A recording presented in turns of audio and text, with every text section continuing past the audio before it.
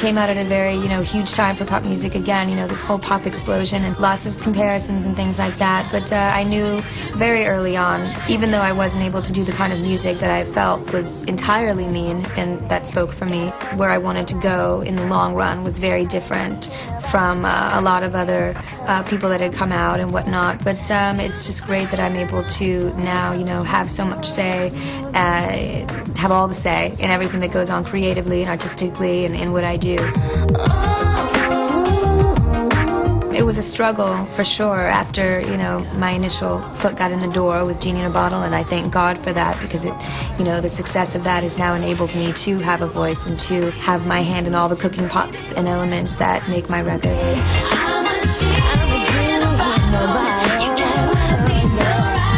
There's always reinvention of those songs that I can do live with my band on tour and whatnot. I do like to bring those songs back. A lot of my fans do still enjoy hearing them, but I mix it up and I change them a bit to accommodate me where I'm at now, where it ties in and makes sense.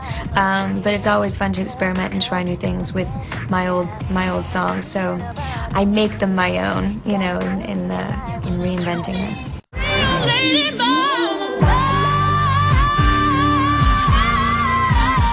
Rouge was just a super fun collaboration with the girls. It was just about being completely free of inhibitions and being super over the top, with the look and the sound and the vocals involved even, It was just pushing the envelope, and I love being able to do that in videos. It's very empowering for me and it's very freeing, and it's really nice to be able to feel no hold bar and really being able to go there and take chances and make bold choices. It was very difficult, after a little while of getting out there that, I didn't have a say. I was very pushed by the label at this time of a huge pop explosion for pop music and pop artists. It became very formula, and I felt very caged in and very blocked, and that was actually where the inspiration was inspired for Strip, just because it was me freeing myself of any repression that I felt during my first album.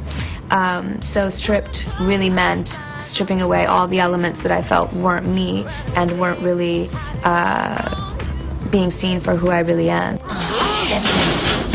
Being 21 years old when I made that record, wanting to come back just strong and kind of aggressive and feeling, free, it's a very freeing statement for me to make, the Dirty record. It was very bold, and it took a lot of courage to be able to make a video like that and whatnot, but it was very empowering for me. I loved being a part of that video and making that video and having David LaChapelle use his, crazy genius to be a part of it.